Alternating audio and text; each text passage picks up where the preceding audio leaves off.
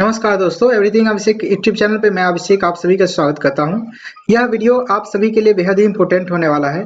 इसमें हम बात करेंगे नए सीरीज के बारे में, जो कि होगा आपका जो चल रहा है सीरीज उसी का नेक्स्ट क्लास होगा, यानी कि आप कह ले 13वां लगभग क्लास होगा यह। इसमें हम जानेंगे उत्सर्जन के बारे में, उत्सर्जन तंत्र के बारे में। यह वीडियो निश्चित रूप से आप सभी के लिए बेहद ही महत्वपूर्ण होते हैं। आए दिन एग्जामिनेशन में बेहद ही अच्छे तरीके से जीव विज्ञान से क्वेश्चन पूछे जाते हैं। यह सामान्य विज्ञान का क्वेश्चन होने वाला है, जो कि अंतर्गत होता है घटना चक्र के जीव विज्ञान से। घटना चक्र के जो दृष्टि वाला जीव विज्ञान है उसी सामान्य विज्ञान से रिलेटेड होता है। आइए शुरू करते हैं वीडियो।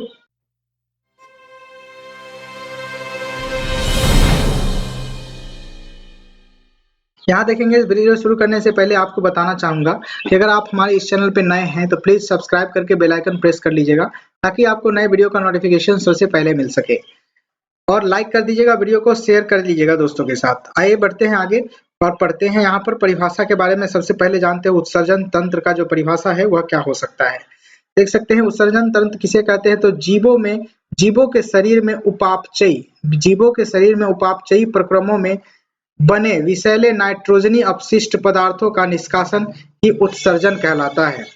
प्रमुख जो उत्सर्जित पदार्थ है वह यूरिया, यूरिक अम्ल व अमोनिया को आप जानते हैं। प्रमुख उत्सर्जी जो अंग है हमारे शरीर में वह वृक्क है, या फिर किडनी इसे बोलते हैं। मूत्रवाहिनी या मूत्राशय मूत्रमार्ग को हम कहते हैं। आगे बढ़ेंगे और इन्हीं सभी जानकारी को सम्मिलित करेंगे। देख सकते हैं किडनी के बारे में यहाँ पर देखेंगे, उसके बाद यहाँ पर नेफ्रॉन के बारे में देखेंगे। पहले किडनी के बारे में यहाँ पर देख सकते हैं, और यहाँ पर देखें तो इसकी संरचनात्मक इकाई जो है कि नेफ्रॉन है। किडनी की जो संरचनात्मक इकाई है क्या है, तो नेफ्रॉन है। और इसकी संख्या है, किडनी की जो संख्या है 1 जोड़ी होती है। और 1 जोड़ी कहने का मतलब 2 वृक्क होते हैं। और ध्यान देंगे कि इसके 2 भाग होते हैं।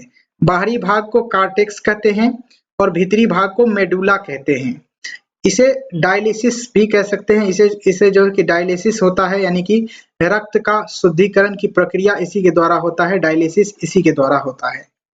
आगे बढ़ेंगे तो इसका जो कार्य है आप देखेंगे तो रुधिर को छानना व अनावश्यक पदार्थों को हटाने का काम होता है। अगला है शरीर में लवणों एवं जलों की मात्रा को नियंत्रित करना, रक्त में परासरणीय दाब ऑस्मोटिक प्रेशर एवं रक्त की मात्रा का नियमन करना और मूत्र का निर्माण करना इसका कार्य होता है किडनी का। अब जानेंगे नेफ्रॉन के बारे में। नेफ्रॉन क्या है तो देख सकते हैं कि किडनी का एक भाग है जिसमें कॉर्टेक्स और मेडुला होता है। देखेंगे, ध्यान देंगे, यह किडनी का एक भाग है। वृक्क का संरचनात्मक एवं क्रियात्मक इकाई नेफ्रॉन को कहा जाता है। इसके अंतर्गत कॉर्टेक्स और मेडुला भाग होते हैं। उत्सर्जन की इकाई भी कहा जाता है इसे। किसे, तो नेफ्रॉन को उत्सर्जन का इकाई भी कहा जाता है। संख्या में देखें तो प्रत्येक वृक्क में 1 एवं 1.5 मिलियन देख सकते हैं, मिलियन तक इसकी जो संख्या होती है। ध्यान रखेंगे, इसका कार्य जब देखते हैं तो रक्त में उपस्थित ठोस और तरल अपशिष्ट पदार्थों को बाहर निकालकर रक्त का शोधन करना ये नेफ्रॉन का कार्य होता है। आगे बढ़ेंगे, यहाँ पर देख सकते हैं उत्सर्जन में सहायक अंगों के बारे में। तो लीवर है, फेफड़ा है और त्वचा है, यानी स्किन है। ये सारे के सारे जो है कि उत्सर्जन में सहायक अंग है। ध्यान रखेंगे, लीवर किस प्रकार से है, यकृत किस प्रकार से है, तो यह यूरिया का संश्लेषण करता है, सिंथेसिस करता है। अगला है कि शरीर से अल्कोहल एवं अन्य हानिकारक तत्वों का देख सकते हैं निराविशन करते हैं, यानी कि अलग करता है, निराविशन करता है, अलग करता है हमारे शरीर से। ध्यान रखेंगे कि लीवर जो है कि हानिकारक तत्वों को निराविशीन करता है। ध्यान रखेंगे, अल्कोहल को हमारे शरीर से बाहर निकालने का काम करता है, यूरिया का संश्लेषण करता है। उसके बाद देखें तो फेफड़ा का काम होता है कि कार्बन डाइऑक्साइड एवं जलवाष्प का उत्सर्जन करता है यह। और त्वचा का काम होता है कि अनावश्यक लवणों एवं यूरिया आदि को पसीने के माध्यम से बाहर निकालने का काम त्वचा के द्वारा होता है। आगे बढ़ेंगे तो देख सकते हैं आपके स्क्रीन पे मानव मूत्र के बारे में। यूरिन जिसे बोलते हैं हम लोग, संघटक के रूप में देखें तो इस यूरिन में 95% जल होता है, जो कि सर्वाधिक होता है। यूरिया, लवण, क्रिएटिनिन, यूरिक अम्ल की जो मात्रा होती है वह होती है 1.1 लीटर होती है प्रतिदिन एक मानव का जो है कि मात्रा होती है मूत्र का, ध्यान रखेंगे। और रंग इसका देखें तो हल्का पीला होता है, रंग का कारण यूरोक्रोम होता है, यूरोक्रोम की उपस्थिति के कारण मूत्र का रंग पीला होता है। प्राकृतिक के बारे में जाने तो यह जो प्राकृतिक होता है इसका अम्लीय होता है, एसिड होता है इसमें। और यहाँ पर देखें तो पीएच मान इसका हम जाने तो पीएच मान इसका जो मूत्र का पीएच मान 6 होता है, ध्यान रखेंगे, कई बार एग्जामिनेशन में पूछा जा चुका है। देखिए यहाँ पर विभिन्न जंतुओं एवं उनकी उत्सर्जन प्रक्रिया किस प्रकार से होती है, तो यहाँ पर जानेंगे कि एक कोशिकीय जीव में विसरण द्वारा जो इसकी उत्सर्जन होती है। सिलेंट्रेट में जो देखें तो सीधे कोशिकाओं से होती है, चपटे कृमि में ज्वाला या फिर फ्लेम की कोशिकाओं से होती है। एनेलिडा संघ के जितने भी जीव होते हैं उसमें ब्रिक या फिर नेफ्रेलिडा द्वारा होता है। कशेरुकी में होते हैं, कशेरुकी जितने भी जीव होते हैं उसमें ब्रिको के द्वारा होता है इसका उत्सर्जन, ध्यान रखेंगे। और आगे बढ़ेंगे तो तंत्रिका तंत्र के बारे में, नर्वस सिस्टम जिसे बोलते हैं, बेहद ही इंपोर्टेंट टॉपिक, एग्जामिनेशन में बहुत बार क्वेश्चन पूछा जाता है तंत्रिका तंत्र से। इसको समझेंगे कि वह तंत्र जो सोचने समझने, किसी बात को याद रखने, साथ साथ शरीर के विभिन्न अंगों के मध्य सामंजस्य स्थापित करने, सामंजस्य करने या फिर उनके कार्यों को नियंत्रित करने का काम तंत्रिका तंत्र द्वारा, नर्वस सिस्टम द्वारा किया जाता है। आगे बढ़ेंगे, इसमें पहला आपका जो कार्य है कि परिधीय तंत्रिका तंत्र क्या होता है, पेरिफेरल नर्वस सिस्टम जिसे बोलते हैं। कपाल एवं मेरज्जु तंत्रिका होता है, ये तंत्रिका तंत्र का भाग है, यानी कि कितने भाग में बांटा गया है तो यह देख सकते हैं, पहला भाग और दूसरा भाग, यानी 2 भाग में बांटा गया है। जो पहले भाग के अंतर्गत कौन कौन चीज आते हैं, तो परिधीय तंत्रिका तंत्र आते हैं, कपाल एवं मेरुज्जी तंत्रिका तंत्र आते हैं, स्वायत्त तंत्रिका तंत्र आते हैं, अनुकंपी तंत्रिका तंत्र आते हैं, परानुकंपी तंत्रिका तंत्र आते हैं। और देखें तो यहाँ पर दूसरे भाग में आप देखें तो केंद्रीय तंत्रिका तंत्र, मस्तिष्क और मेरज्जू आते हैं, ध्यान रखेंगे। मेरज्जू किसे बोलते हैं तो स्पाइनल कोड बोलते हैं, जिसे कशेरुकी हम बोलते हैं, कशेरु बोलते हैं। और इसी स्पाइनल कोड में कशेरुकी एक प्रकार से भाग होता है, ध्यान रखेंगे इस बात को। आगे बढ़ेंगे तो आपके पास जानकारी निकल के आएगा, यहाँ से देख सकते हैं केंद्रीय तंत्रिका तंत्र के भाग। केंद्रीय तंत्रिका तंत्र के भाग हम देखते हैं यहाँ पर, तो ब्रेन है एक भाग और दूसरा भाग है मेरज्जू जिसे स्पाइनल कोड बोलते हैं। और यहाँ पर देखिए मस्तिष्क के बारे में, मस्तिष्क केंद्रीय तंत्रिका तंत्र को नियंत्रित करने के लिए अवस्थित होता है। और इसका जो अवस्थित कहाँ पर होता है तो क्रेनियन नामक आवरण में, क्रेनियन नामक आवरण में, क्रेनियन का निर्माण 8 अस्थियों द्वारा होता है, यानी ब्रेन का जो निर्माण है, क्रेनियन का निर्माण है वह 8 अस्थियों के द्वारा होता है। क्रेनियन का जो कार्य है मस्तिष्क को सुरक्षा प्रदान करना होता है। और इसका जो वजन है, मस्तिष्क का जो वजन है वह 1400 ग्राम होता है, ध्यान रखेंगे। हमारे मस्तिष्क का जो वजन है वह 1400 ग्राम होता है। हमारे मस्तिष्क में जो हड्डी पाए जाते हैं, हड्डी की जो संख्या हमारे मस्तिष्क में वह 8 होता है, ध्यान रखेंगे। ये सारे के सारे इंपोर्टेंट फैक्ट है। उसके बाद देखिए तो मस्तिष्क के भाग, मस्तिष्क के भाग के बारे में जाने तो मस्तिष्क के भाग कितने प्रकार के होते हैं, तो यहाँ पर आप देख सकते हैं मस्तिष्क यानी ब्रेन के भाग, मस्तिष्क के भाग होते हैं अग्र मस्तिष्क, मध्य मस्तिष्क और पक्ष मस्तिष्क, यानी पश्च मस्तिष्क, मस्तिष्क किसे कहते हैं। यहाँ पर देखेंगे तो मध्य मस्तिष्क यानी मीडियन ब्रेन, मिड ब्रेन कहते हैं, जिसे कि कॉर्पोरा, जिसे क्वाड्रिजेनिमा बोलते हैं इसे, और सेरिबेलम पेंडुलकम बोलते हैं। अग्र मस्तिष्क बोलते हैं इसे, जिसे फोरब्रेन बोलते हैं, जिसके आगे वाला जो कपाल होता है उसको कहते हैं सेरिब्रेम होता है इसमें। और डाइएनसिफ्रेलॉन बोलते हैं इसमें। और इसी डाइसिफ्रेलॉन में ही के अंतर्गत थैलेमस और हाइपोथैलेमस होता है, ध्यान रखेंगे। इतने अंदर में होता है, यानी अग्र मस्तिष्क में आप देखें तो थैलेमस और हाइपोथैलेमस होते हैं। पश्च मस्तिष्क की बात करें तो पश्च मस्तिष्क में सेरिबेलम और मेडुला ओवाल्नोग्रेटा होता है, ध्यान रखेंगे। पश्च मस्तिष्क में आपका सेरिबेलम और मेडुला गोटा होता है, ये सभी का अलग अलग कार्य होते हैं, इसको आप आगे देख सकते हैं। निश्चित रूप से आप ये देखेंगे तो यहाँ पर आपको देखने को मिलेगा अग्र मस्तिष्क।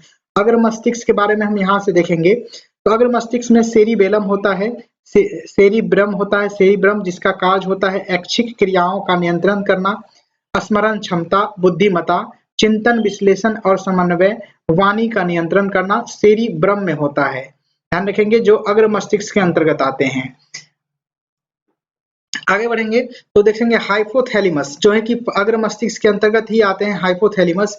इसका कार्य होता है संवेगात्मक क्रियाओं का नियंत्रण, हार्मोन्स का नियंत्रण, ताप का नियंत्रण, भूख प्यास प्यार घृणा आदि नियमन, क्रोध प्रसन्नता का नियंत्रण जो है कि हाइपोथैलेमस जो माइंड में होता है उसके उसी अंग के द्वारा होता है ब्रेन में, जो कि अग्र मस्तिष्क में अवस्थित होता है। आगे देखेंगे और थैलेमस होगा। थैलेमस है जिसका कार्य है ठंडा गर्म तथा दर्द आदि का पहचान करना थैलेमस के द्वारा होता है, जो कि अग्र मस्तिष्क में ही अवस्थित होता है। अब देखेंगे कि पश्च मस्तिष्क। पश्च मस्तिष्क में देखेंगे कि मेडुला ऑब्लांगेटा जिसे होते हैं, इसे हास्य स्पंदन का नियंत्रण करना, रक्त दाब का नियंत्रण करना, भोजन निगलने व उल्टी पर नियंत्रण करना, श्वसन का नियंत्रण करना और उपापचय नियंत्रण करना। इन सभी कार्य को जो नियंत्रण करता है मेडुला ओबाल देख सकते हैं ओबाल ओबालगेंटा जिसको बोलते हैं, पश्च मस्तिष्क में अवस्थित होता है मेडुला। उसके बाद देखें तो कार्पोरा क्वाड्रिजीनिमा, इसका कार्य होता है देखने व सुनने की क्षमता को विकसित करना, सुनने और क्षमता को देखना। उसके बाद सेरिबेलम। सेरिबेलम जो होता है इसका कार्य होता है शरीर का संतुलन बनाना, ऐच्छिक पेशियों के संकुचन पर नियंत्रण करना, सेरिबेलम का कार्य होता है। यहाँ पर सेरिब्रम है, ध्यान रखेंगे। सेरिब्रम का कार्य होता है ऐच्छिक क्रियाओं का नियंत्रण करना, जो कि अग्र मस्तिष्क में होता है, स्मरण क्षमता, चिंतन, वाणी नियंत्रण करना, बुद्धिमत्ता। लेकिन सेरिबेलम का कार्य होता है शरीर का संतुलन बनाना, ऐच्छिक पेशियों का संकुचन एवं नियंत्रण करना, इसका सेरिबेलम का कार्य होता है। आगे बढ़ेंगे, यहाँ पर देख सकते हैं परिधीय तंत्रिका तंत्र क्या होता है, पेरिफेरल नर्वस सिस्टम क्या होता है। तो यहाँ पर देखेंगे कि कपाल तंत्रिका जिसे कार्नेल नर्वस कहते हैं, जिसे मस्तिष्क से जुड़ी हुई तंत्रिका जितने भी हैं यह कपाल तंत्रिका कहलाती है। इसकी संख्या आप देखें तो 12 जोड़ी होती है, यानी कि 24 होती है।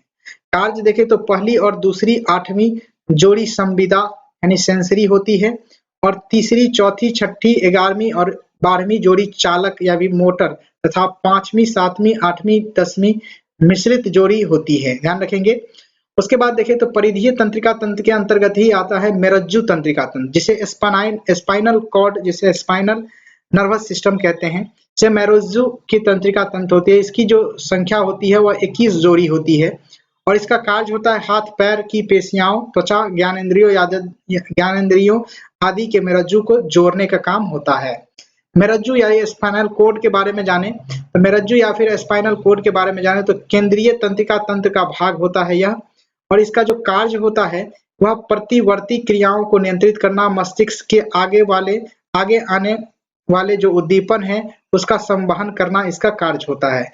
यह स्पाइनल कोड आप देख रहे हैं, इसमें छोटे छोटे भाग होते हैं जिसे कशेरुकी कहा जाता है। आगे बढ़ेंगे, जिसमें प्रवर्ती क्रियाएं के बारे में बताया गया है कि प्रवर्ती क्रियाएं जो है क्या होता है, वे क्रियाएं जिस पर मनुष्य की इच्छा शक्ति का नियंत्रण होता है वह प्रवर्ती क्रियाएं कहलाता है। खोजकर्ता थे इसके मार्शल हॉल महोदय थे।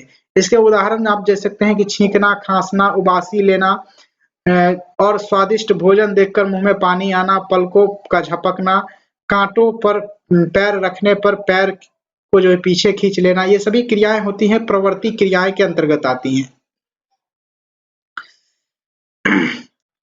यहाँ पर देखेंगे कि स्वायत्त तंत्रिका जिसे ऑटोमेटिक नर्वस सिस्टम बोलते हैं। अनुकंपी तंत्रिका के बारे में जानेंगे। अनुकंपी तंत्रिका के जो कार्य होते हैं वह स्वेद ग्रंथियों से स्राव होते हैं, आंखों की पुतलियों को फैलना, हृदय स्पंदन को तेजी करना, रक्त में शर्करा बढ़ाना, लार ग्रंथियों का स्राव कम करना, बाल खड़े होना आदि। इसके सामूहिक प्रभाव के भय और पीड़ा क्रोध का अनुभूति कराना, इसे अनुकंपी तंत्रिका तंत्र के अंतर्गत कार्य होता है ये सभी। उसके बाद देखिए तो परानुकंपी तंत्रिका तंत्र के जो कार्य होते हैं वह आंखों की पुतलियों को सिकोड़ना, लार का स्राव बढ़ाना, मूत्राशय की पेशियों में संकुचन करना और अंतरीय भित्ति के संकुचन, पाचक रसों में वृद्धि, इसके सामूहिक प्रभावों का आराम एवं सुख का अनुभूति कराना, यह परानुकंपी तंत्रिका तंत्र के कारण होता है, कार्य होता है। इस बारे में आप जान गए होंगे। आगे बढ़ेंगे और जानकारी देखेंगे अंतःस्रावी तंत्रिका तंत्र के बारे में।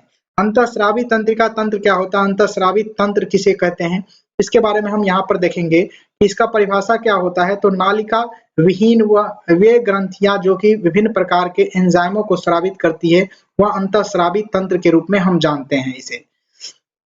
उदाहरण के लिए आप जान सकते हैं थायराइड ग्रंथि, पैराथायराइड ग्रंथि, एड्रिनल ग्रंथि, पीनियल ग्रंथि, पीयूष ग्रंथि आदि प्रकार के जो ये ग्रंथि हैं, यह अंतःस्रावी ग्रंथि हैं।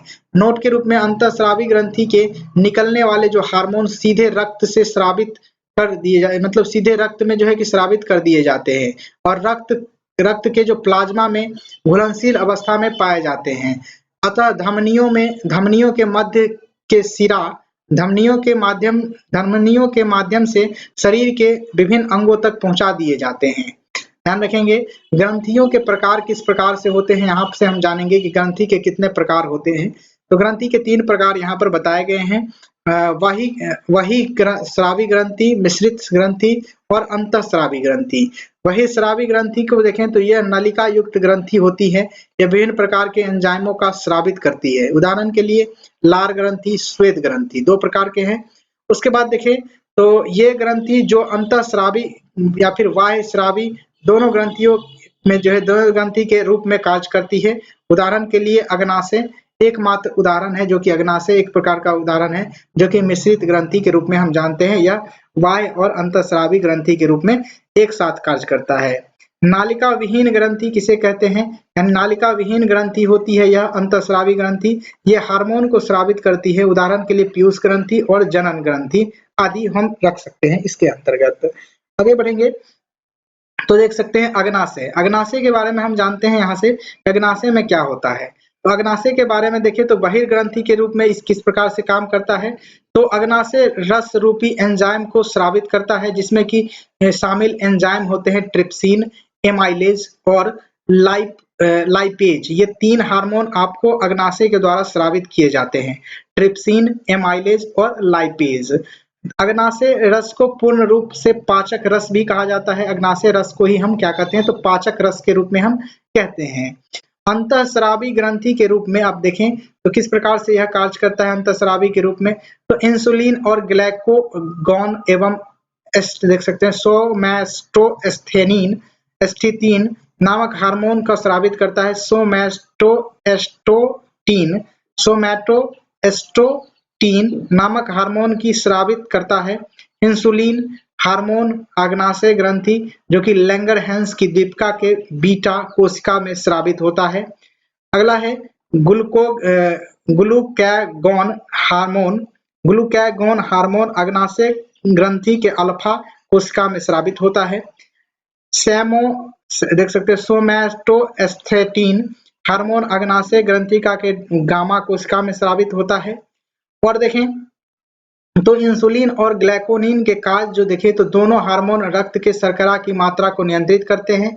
रक्त में शर्करा की अधिकता होने पर इंसुलिन हार्मोन निकलता है और अतिरिक्त शर्करा को ग्लाइकोजन में बदल देता है। रक्त में जो है कि शर्करा की कमी होने पर ग्लूकैगॉन हार्मोन निकलता है और संचित ग्लाइकोजन को पुनः शर्करा में बदल देता है। ध्यान रखेंगे इस बात को कि यहाँ पर जो है कि अग्नाशय द्वारा किस प्रकार के जो इंसुलिन किस प्रकार के जो है कि हार्मोन्स निकलते हैं, इसके बारे में यहाँ पर बताया गया है। आगे बढ़ेंगे और जानकारी देखेंगे यहाँ से। तो आपके स्क्रीन पे शो हो रहे होंगे कि प्रमुख अंतःस्रावी ग्रंथि और उनके कार्य क्या हैं। तो प्रमुख अंतःस्रावी और उसके ग्रंथ के जो कार्य हैं यहाँ पर देखेंगे तो पीयूष ग्रंथि, पिट्यूटरी ग्लैंड के बारे में।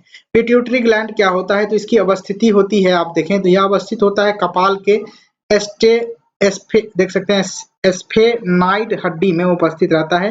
कपाल के स्फेनाइड हड्डी में अवस्थित होता है पिट्यूटरी ग्लैंड। इसका नाम देखें तो अन्य नाम के रूप में मास्टर ग्रंथि आप कह सकते हैं, या फिर अन्य नाम के रूप में अंतःस्रावी ग्रंथियों के कार्य को नियंत्रित करने के कारण भी इसे मास्टर ग्रंथि के नाम से जाना जाता है। मानव शरीर की दूसरी सबसे छोटी अंतःस्रावी ग्रंथि इसे ही कहा जाता है पिट्यूटरी ग्लैंड को।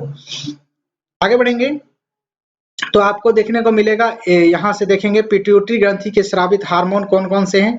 तो पिट्यूटरी ग्रंथि से स्रावित हार्मोन आपको देखने को मिलेगा TSH हार्मोन जिसे बोलते हैं थायराइड,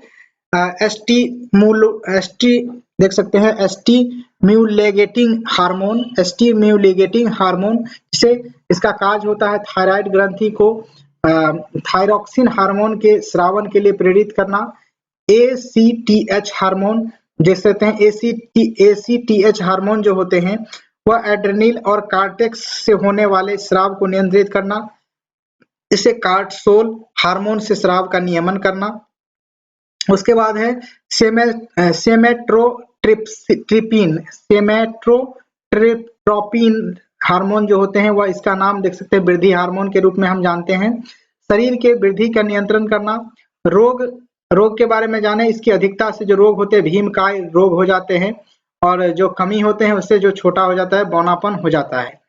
उसके बाद देखें LTH हार्मोन। LTH हार्मोन देख सकते हैं, तो इसके जो अन्य नाम है दुग्धजनक हार्मोन इसे बोलते हैं LTH हार्मोन, जो कि इसका कार्य होता है शिशु हेतु स्तनों में दुग्ध का जो है कि स्रवण करना, जो कि महिलाओं में होते हैं ये इस प्रकार के हार्मोन का स्राव, जिसके कारण जो है कि स्तनों में जो है कि दूध का जो है कि स्रावन शुरू हो जाता है LTH हार्मोन के कारण।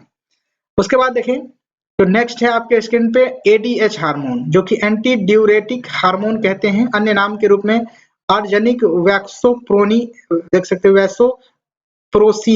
वैसोप्रेसिन बोलते हैं इसे, और इसे मूत्ररोधी हार्मोन भी कहते हैं। इसका संश्लेषण हाइपोथैलेमस में होता है और संग्रहण पिट्यूटरी ग्रंथि मतलब पीयूष ग्रंथि में होती है, और इसका जो कार्य है कि शरीर में जल का संतुलन बनाए रखने में यह सहायक होता है।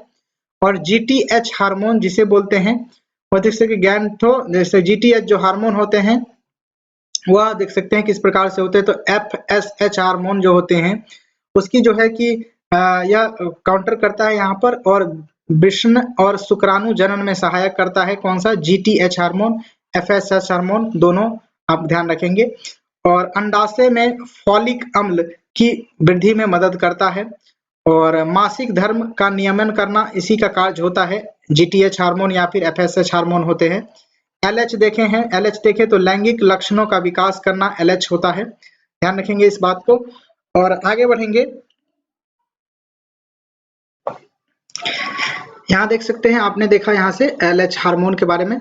उसके बाद मैं आपको यहाँ पर बताता हूँ, आगे चलेंगे इसके आगे, तो यहाँ पर देखेंगे पिट्यूटरी ग्रंथि। पिट्यूटरी ग्रंथि के बारे में हम यहाँ पर जानेंगे, तो आपको एक मिनट थोड़ा सा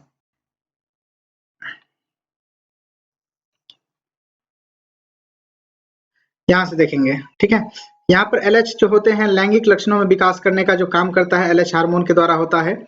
और यहाँ पर देखें तो पीयूष ग्रंथि या फिर पिट्यूटरी ग्रंथि, पस पिट्यूटरी ग्रंथि या फिर न्यूरो हाइपो देख सकते हैं, न्यूरो हाइपोफाइसिस जो हार्मोन होते हैं उसके बारे में यहाँ पर बताया गया है।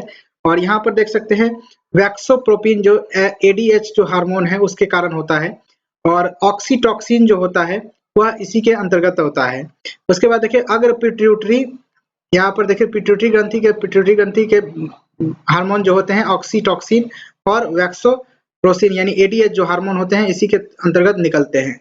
उसके बाद अगर पिट्यूटरी या फिर एडिनोहाइपोफाइसिस जो हार्मोन होते हैं वह निकलते हैं सेमेटोट्रोपिन या फिर STH या फिर वृद्धि हार्मोन होते हैं GH हार्मोन जिसे बोलते हैं।